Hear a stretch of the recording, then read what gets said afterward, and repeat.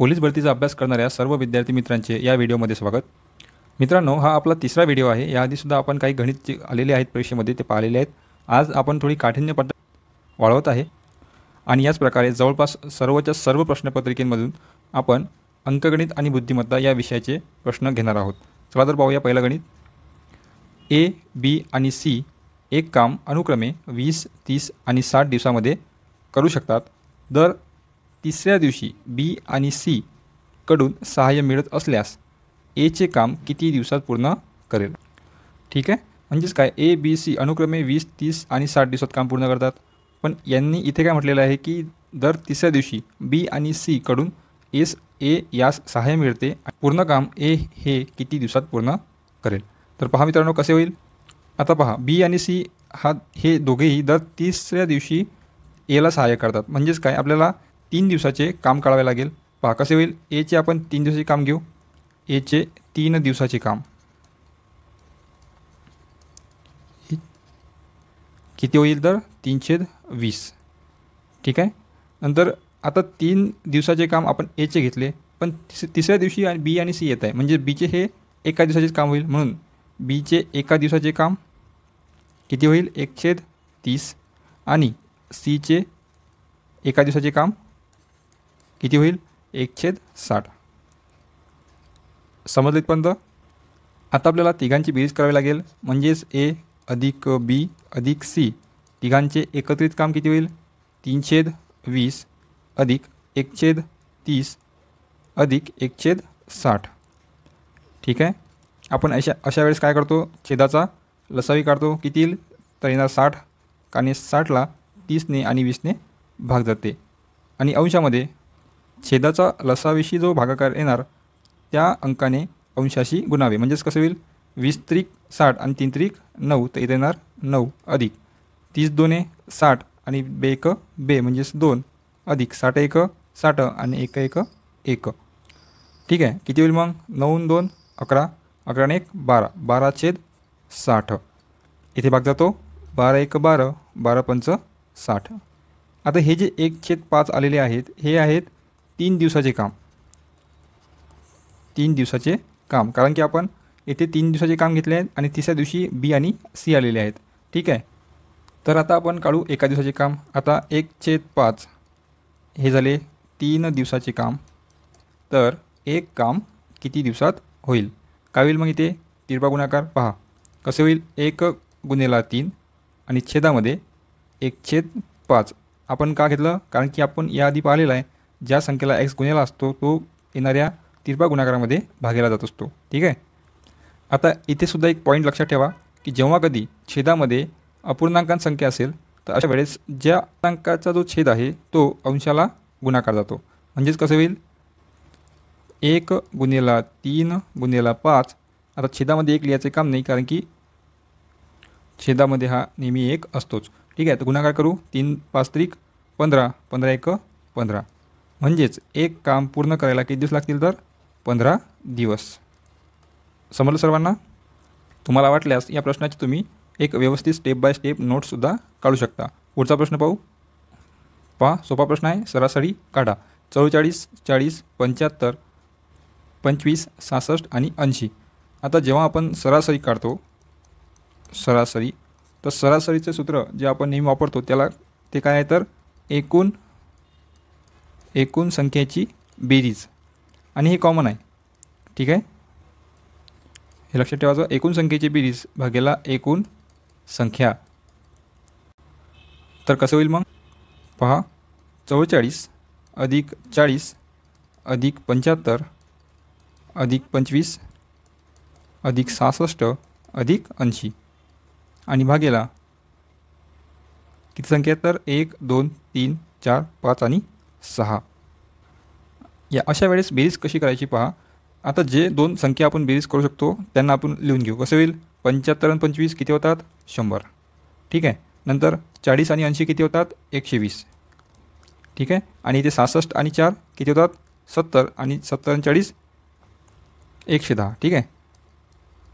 आता बेरीज करा. पहा, 0 2 आणि 1 3 आणि इथे 3 330. तर पहा 330 भागेला 6. इथे भाग देऊ.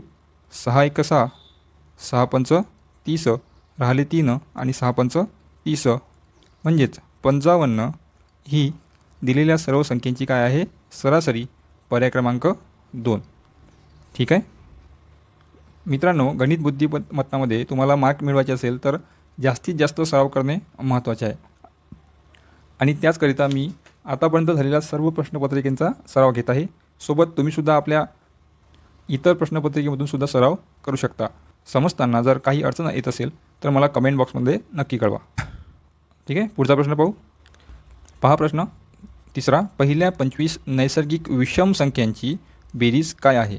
पहा, असा प्रश्न प्रश्नपत्रिकेमध्ये येतो आणि आपण काय करतो, आपण वाचतो की पहिल्या 25 नैसर्गिक संख्यांची बेरीज किती आहे. विषम संख्या किंवा विषम हा शब्द आपण कधी कधी घाई गडबडमध्ये चुकतो आणि आपण 25 नैसर्गिक संख्यांची बेरीज काढतो आणि आपला पूर्ण प्रश्न चुकून जातो. ठीक आहे, तर घाई नाही करायची, प्रश्न व्यवस्थित वाचायचा जेणेकरून तो समजेल आणि एकदा जर प्रश्न समजला तर आपण उत्तर इझिली काढू शकतो. तर पहा, नैसर्गिक संख्या असो, विषम संख्या असो किंवा समसंख्या असो, या सर्वांची बेरीज हे आपण एकाच सोप्या मेथडने काढतो. ते म्हणजेच पहिली संख्या अधिक शेवटची संख्या भागेला 2 गुणेला एकूण संख्या. ठीक आहे, तर कसे होईल पहा. आता 1 ते म्हणजेच 1 या नैसर्गिक संख्येपासून पुढच्या 25 नैसर्गिक विषम संख्या कोणत्या कोणत्या आहेत, तर हे आपल्याला माहीत आहे की 50पर्यंत 25 समसंख्या आहेत आणि 25 विषम संख्या आहेत. ठीक आहे, पहिल्या 25 नैसर्गिक विषम संख्यांची बेरीज काय आहे, तर आपलं कसं होईल, पहिली संख्या कोणती राहणार 1 अधिक शेवटची कोणती राहणार 49 भागेला 2 गुणेला किती आहे टोटल विषम संख्या 25. बस या पद्धतीचं मेथडने तुम्हाला जर एकदा गणित लिहिता आले, तुम्हाला पूर्ण गणित सॉल्व करण्याआधीच अर्ध गणित तुम्हाला इझिली येऊन जाते. ठीक आहे, सोडूया मग. पहा, 49 अधिक 1 किती होते 50 भागेला 2 गुणेला 25. इथे भाग जातो, बे 1 बे, बे 2 4, राहिला 1, झाले 0 10, 5 2 10, किंवा 50 4 ते 25 होतात, हे सुद्धा माहीत आपल्याला. पहा, इथे राहिलं काय मग 25 गुणेला 25, 25चा वर्ग किती होतो 625, पर्याय क्रमांक 4. समजलं. पहा पुढचा प्रश्न पाहू. पहा, रिकाम्या जागी योग्य संख्या निवडून शृंखला पूर्ण करा. ठीक आहे, बुद्धिमत्तेचा प्रश्न आहे. शृंखला पहा कशी आहे, 2 3 8 27 112.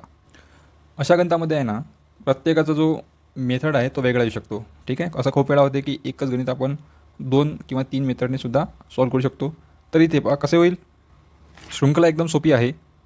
हवं तर तुम्ही सुद्धा या प्रश्नाचं कमेंटमध्ये उत्तर देऊ शकता. पहा, तुम्ही याच्यामध्ये फरक काढा किंवा वर्ग करून पहा आणि या प्रश्नाचं उत्तर मला कमेंट बॉक्समध्ये नक्की कळवा, जेणेकरून तुम्हाला जर काही डाऊट असेल तर मी तो सुद्धा सॉल्व करू शकतो. ठीक आहे, तर नक्की कमेंटमध्ये याचं उत्तर, तर नक्की या प्रश्नाचं उत्तर कमेंट करा. पाहूया पुढचा प्रश्न. जर ए बरोबर 1, FAT फॅट बरोबर 27, तर FAITH फेथ बरोबर काय? तर मित्रांनो, तुम्हाला माहीत आहे ए बरोबर काय असते, नेहमी एचा अंक कोणता आहे 1 येतो. ठीक आहे, नंतर एफचा किती येतो 6, नंतर एचा किती येतो 1, नंतर टीचा किती येतो 20, आणि यांची जर बेरीज केली तर किती येते 20 आणि 1 21, 21 आणि 6 27. म्हणजेच काय, त्या दिलेल्या सर्व अल्फाबेटची बेरीज ही ती संख्या येते. तर इथे आपण देऊन पाहू, एफ आहे, एफ म्हणजेच 6 अधिक ए आहे, ए म्हणजेच 1 अधिक आय आहे, आय म्हणजेच 9 अधिक टी म्हणजे 20 अधिक एच म्हणजे 8. ठीक आहे, तर बेरीज करा. पहा, 6 आणि 1 7, 7 आणि 9 16, 16 आणि 20 36, आणि 36 अधिक 8 किती होते 44. तर 44 पर्याय क्रमांक 1. आता अशा गणितामध्ये ABCD तुम्हाला माहीत असणे आवश्यक आहे. ठीक आहे, 1 ते 26 पर्यंतचे सर्व अल्फाबेट आणि त्यांची संख्या. पाहूया पुढचं गणित. अंकिताचे वय 25 वर्ष आहे. जर राहुलचे वय हे अंकिताच्या वयापेक्षा 25% अधिक असेल तर अंकिताचे वय हे राहुलच्या वयापेक्षा किती टक्के कमी आहे? याच प्रकारच्या परीक्षेमध्ये आणखी गणित येतात. एचा पगार 20% वाढला एचा पगार बीच्या 20% वाढला तर बीचा पगार एच्या किती टक्क्याने कमी झाला, असे सुद्धा प्रश्न येतात. तर पहा कसे होईल. आता अंकिताचे वय किती आहे 25. नंतर म्हणते राहुलचे वय अंकिताच्या वयापेक्षा म्हणजेच 25 गुणेला 25% अधिक असेल म्हणजेच किती होईल ते. आता 25 गुणेला 25 625 भागेला 100. आता भागाकारामध्ये जर 2 शून्य असतील तर आपण वर 2 घर देऊन दशांश चिन्ह येतो तर 6.25ने जास्त आहे म्हणते. ठीक आहे, आलेला प्रश्न आहे हा. आता पहा 6.25ने जास्त आहे म्हणजेच जर अंकिता 25 वर्षाची आहे तर राहुल किती वर्षाचा होईल. तर आपण पॉईंटच्या खालीच लिहायचा. 25 6 5 1101 आज चला 31. तर 31.25 वर्षाचा राहुल होईल. तर आपल्याला काय विचारलं आहे की अंकिताचे वय राहुलच्या वयापेक्षा किती टक्के कमी आहे. तर मग 31.25 हे झाले राहुलचे वय. हे जर आपण 100% पकडले तर अंकिताचे वय किती आहे 25, हे किती टक्के होईल.